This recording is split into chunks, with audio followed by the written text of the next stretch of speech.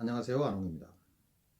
이번 시간은 세계 경제전쟁 시대에 남북한이 어떻게 해야지 위기를 극복하고 새로운 도약을 이룰 수 있는지 함께 살펴보기로 하겠습니다.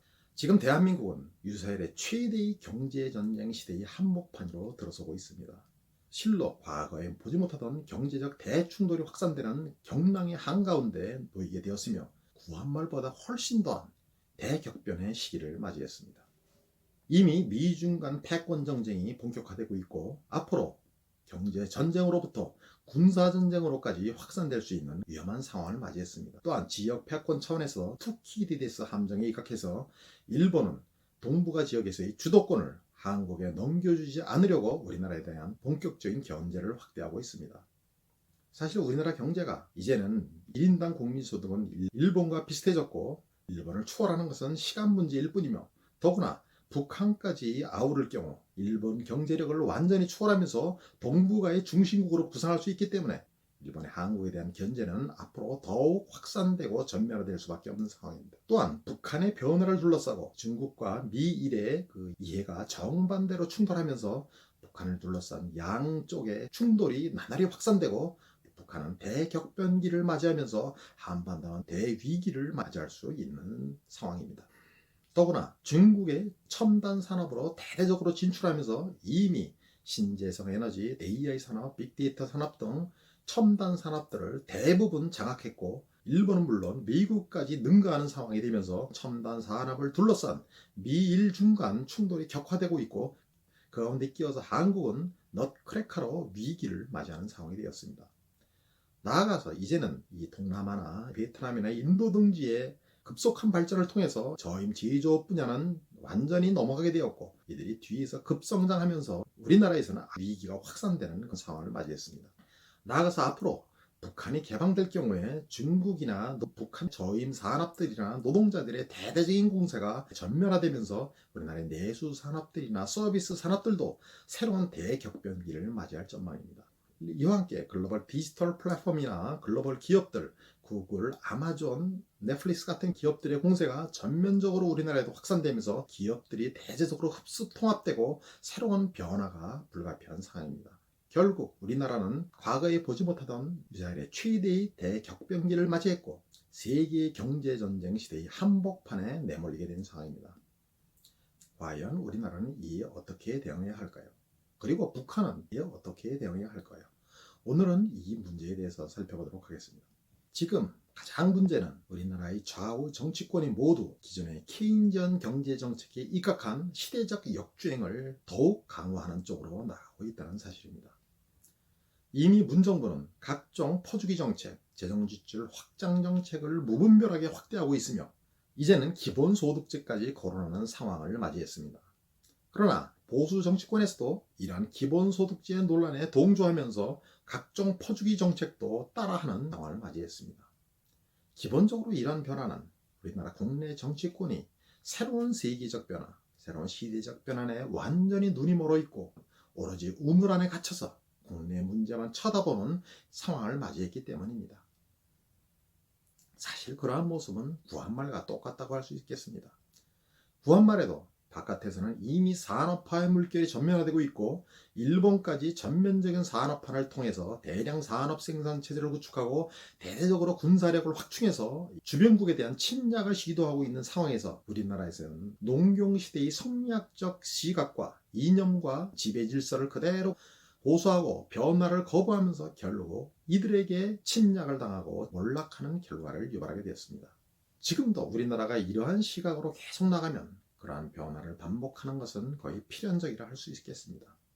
사실 지금 정부 정책들이란 것은 거의 대부분이 케인지언 정책에 입각해서 수요를 확대하기 위한 각종 정부 지출을 무분별하게 확대하는 경제정책이 전면적으로 확산되고 있는 상황이라고 할 수 있겠습니다. 그것은 여야 공이 비슷한 상황입니다. 물론 지금은 코로나 위기로 인해서 워낙 심한 경제 침체가 심화되고 국내 경제가 사실상 마비되면서 이를 위해서 정부의 재정 지출을 확대하고 금융 확장 정책을 펼치는 것이 불가피한 상황입니다. 그러나 문제는 이러한 재정 지출 확장 정책을 할 경우에도 새로운 시대적 변화에 대응해서 새로운 형태의 재정 지출 확장 정책을 시도해야 합니다. 즉 코로나 위기 이후 새로운 세계의 경제 전쟁이 더욱 전면화되는 상황에서 우리나라가 새로운 도약을 하기 위한 발판을 만드는데 모든 정부의 지출을 중점적으로 투입하는 노력이 필요한 상황입니다. 그렇지 않아도 우리나라에는 정부 예산 중에서 경직성 경비 비율이 워낙 급증하면서 이제는 신산업 기반을 만들기 위한 또한 새로운 투자 기반을 만들기 위한 재정 지출 여력이 거의 없어졌고, 따라서 앞으로 새로운 상황에 대응하기가 매우 어렵습니다. 그러나 이번에 재정 지출을 크게 늘릴 수 있는 절호의 기회를 맞이하면서 이러한 기회를 통해서 코로나 위기 이후 도약을 위한 새로운 신산업 기반, 즉 글로벌 인프라, 글로벌 클러스터, 글로벌 소싱, 기술 개발 체제, 글로벌 시장 매칭형 교육이나 재교육 체제 등 글로벌 시장 시대의 5가지 인프라를 구축하는 데 주력해야 되는 상황입니다. 그러나 지금 정부는 오로지 모든 것을 퍼주는 데 주력하고 있습니다. 그 결과 오히려 경제적 약자들의 위기를 더욱 심화시키고 장기화시키고 고착화시키는 결과를 유발했습니다. 몇 개월은 이들의 생존을 유지해 줄 수 있으나 그것을 영구히 지속하는 것은 불가능합니다. 결국 이들이 기민하게 신산업으로 옮겨가서 새로운 생존 기반을 마련하도록 리드하고 뒷받침해야 됨에도 불구하고 이러한 역할은 포기한 채 단지 몇 개월 생존을 유지하기 위해서 퍼주기를 하는 데만 급급하는 정부의 당견, 또한 시대적 변화를 전혀 모르는 그러한 시대착오적 정책으로 인해서 이 나라의 경제 위기는 더욱 심화되고 고착화되며 이러한 코로나 경제 위기 이후 새로운 도약을 하지 못하고 결국 중국이나 일본이나 미국 등 각국의 첨단 산업 경쟁에서 국내 산업들이 줄줄이 몰락하고 뒤처지면서 결국 후진화되는 결과가 불가피해질 전망입니다. 따라서 기존의 케인지언 경제학에 기반해서 퍼주기를 통해서 국내 소비 수요를 확대해서 투자와 고용과 성장을 늘리려는 과거의 국가 시장 시대의 접근법으로 대응해서는 결코 위기를 극복하지 못하고 일자리 위기나 양극화를 더욱 심화시킬 뿐입니다. 특히 우리나라는 수출 기반 경제이고 소규모 개방 경제, SOE 경제인 만큼 이러한 경제 정책으로의 전환을 다른 나라보다 더욱 빨리 추진해야 하는 상황입니다. 그러나 유독 우리나라만 케인지언 경제 정책 기조로 더욱 뒷걸음치고 있고 오히려 공급 경쟁력이나 새로운 신산업 투자 기반이나 글로벌 인프라를 만들어서 21세기 글로벌 시장 시대의 생존 기반을 만드는 데는 완전히 소홀히 함으로써 대위기로 내몰고 있는 것입니다. 우리나라는 기존의 경제정책 기조를 바꾸는 것은 물론 기존의 그 정부 예산 구도도 전면적으로 전환해야 되며, 즉 기존의 국내 시장 수요 확대를 위해서 다양하게 잡다하게 늘려놓았던 수많은 예산 사업들은 이제 국내의 공급 경쟁력, 투자 경쟁력, 노동 경쟁력을 확대하는 쪽으로 더욱 뛰어난 투자 여건을 만드는 쪽으로 모두 통합 재편하는 노력이 필요합니다. 무엇보다 우리나라는 아일랜드식의 경제정책 기조를 참고로 할 필요가 있습니다. 아일랜드는 북미와 유럽을 연결하는 가교에 위치해 놓여 있습니다. 이에 따라서 대규모의 미국의 자금들이 유럽으로 이동하는 이러한 투자 자금을 대대적으로 유치해서 급성장을 이루는 경제성장 전략을 추진했습니다. 즉 최고의 그 투자 여건을 마련하고 최고의 글로벌 경쟁력을 제공함으로써 첨단 산업, 첨단 자본, 첨단 기술, 첨단 노동자들을 대대적으로 유치함으로써 국내의 첨단 산업화와 발전을 도모하는 경제 전략을 추진한 결과 20%가 넘는 경제 성장률을 기록하면서 1인당 국민소득이 8만 불 시대에 접어들게 되었습니다. 우리나라의 지경학적 위치도 아일랜드와 비슷하다고 할 수 있습니다. 아시아, 중국, 인도, 동남아시아 이런 쪽과 태평양을 통해서 미주와 유럽까지 연결하는 그 관문에 위치해 있으며 우리나라가 세계적인 투자 경쟁력이나 여건을 갖출 경우 이러한 첨단 기술, 자본, 노동력들을 대대적으로 유치해서 세계 경제 허브이자 아시아 경제 허브로 발전할 수 있는 여지를 갖고 있다고 할 수 있겠습니다. 우리나라의 경우 이중 간 패권 경쟁이 나날이 격화될 수밖에 없는 상황인 만큼 이러한 경제 전략을 통해서 양쪽 간의 허브 기지로 가교 기지로 발전하는 전략을 추진해야지 둘 중에 휘둘리지 않고 더욱 발전할 수 있으며 아시아의 경제협력 중심지, 국제정치 중심지로 발전할 수가 있을 것입니다. 따라서 우리나라는 이 아일랜드식의 경제 전략으로의 대전환이 필요하며 무엇보다 아일랜드 같이 케인지안 경기부양정책, 이런 효용성을 잃은 경제정책을 포기하고 경제정책 기조의 전면적인 변화를 이루어야 될 때입니다. 그러나 문제는 국내의 좌파 정치권은 케인지안 경제학에 완전히 매몰되어 있고 시대적 변화를 깨닫지 못하고 있으며 점점 더 기본소득제 같은 쪽으로 나아가고 있습니다. 다음 시간에 별도로 기본소득제에 관해서 설명드리겠지만 이미 21세기 자본론을 쓴 피게티 같은 좌파 학자들도 기본소득대는 적절치 않고 오히려 위기를 맞이한 저소득층을 중심으로 한 지원이 불가피함을 설명한 바 있고, 기본적으로 지금같이 글로벌 무한경쟁이 전면화되고 세율은 이미 세계의 세율에 지배하에 들어가서 마음대로 올릴 수 없는 상황에서 몰락하는 이들에게 집중적인 복지 지원을 하는 것이 불가피한 상황이라고 할 수 있습니다.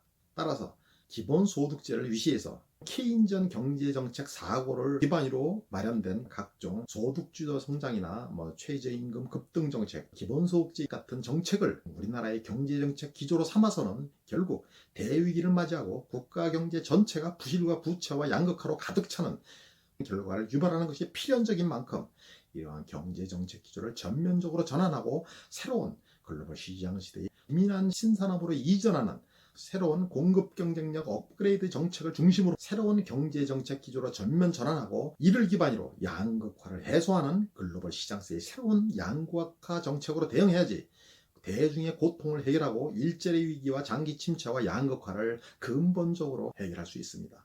문제는 우리나라 정치권은 물론 사회 전반적으로 경기가 나쁘면 돈을 풀어서 침체를 극복해야지 하는 생각이 만연해 있고, 일본식으로 그렇게 오랫동안 돈을 풀고 장기 침체를 극복하려 했음에도 성공하지 못하고, 이러한 일본식 장기 침체가 서구 각국으로 전면적으로 확산되는 그러한 상황을 목도하면서도 문제점을 깨닫지 못하고 그러한 정책을 그대로 추진하는 시대착오적 정치 세력이 지금의 경제정책 기도를 주도하고 있는 것이 가장 문제라고 할 수 있겠습니다. 따라서 우리나라가 경제정책 기조의 근본적인 전환이 없으면 경제는 결코 살아날 수 없으며 21세기는 대위기를 맞이해서 부진화되는 것이 필연적이라고 할 수 있겠습니다. 북한도 마찬가지입니다. 지금 북한은 김정은 위원장이 국내 분업화를 뒷받침하기 위해서 국내 도로와 철도 등 인프라를 확충하는 등 과거의 국가시장 시대의 경제 정책을 추진하고 있습니다. 이러한 방식을 추진해서는 필연적으로 중국의 영구 저임 하청기조화 되는 것이 불가피합니다.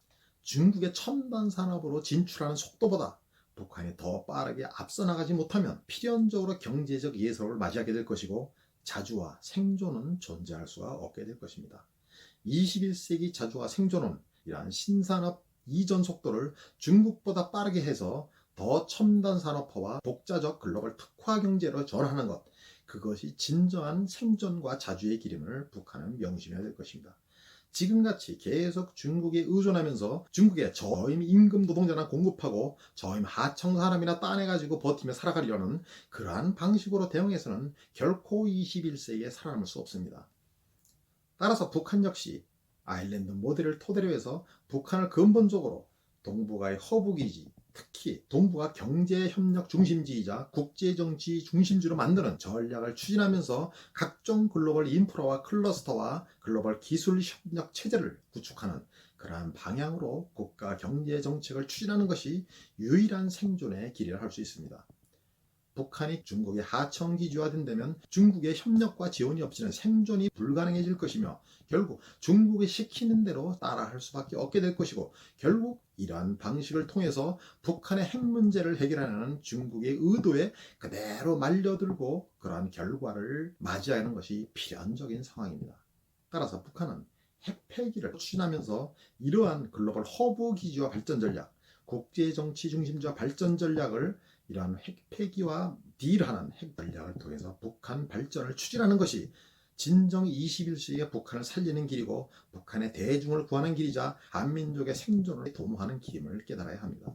이미 21세기의 전쟁은 군사력 전쟁이 아니고 경제전쟁이 중심이 되었고, 특히 금융 패권을 통한 경제전쟁이 오히려 핵무기보다 더 가공할 무시무시한 위력을 발휘하는 그러한 시대를 맞이했음을 직시해야 합니다. 북한으로서는 이미 이러한 사실을 깨닫고 미국과 새로운 우호 관계를 맺어서 중국을 견제하는 그 전략을 추진하고 있기는 하지만 그러한 소극적 전략으로는 생존을 도모하기가 힘든 상황입니다. 지금은 보다 과감하고 전격적인 그러한 결단과 새로운 한반도 개조를 리드하는 쪽으로 나가는 것만이 북한 김정은 정권이 그나마 정통성을 확립할 수 있는 거의 유일한 길이 될 수 있을 것입니다. 결국 우리나라 기준의 케인지안 경제학에 의존한 수요 확대 정책, 이러한 지난 국가 시장 시대의 경제 정책은 완전히 버리고 우리 이제는 글로벌 시장 시대의 무한 경쟁과 세계 경제 전쟁 시대의 한복판에 놓인 현실을 직시하고 경제 정책 기조를 전면적으로 전환해야 될 시점입니다. 그것이 우리나라 대중을 살리고 양극화를 해결하는 길이자 이 나날이 확대되는 복지 수혜자들을 구하고 100세 시대의 복지를 유지하며 21세기 선진 복지 국가로 도약할 수 있는 유일한 길이라고 할 수 있겠습니다. 감사합니다. 오늘은 이것으로 마치도록 하겠습니다.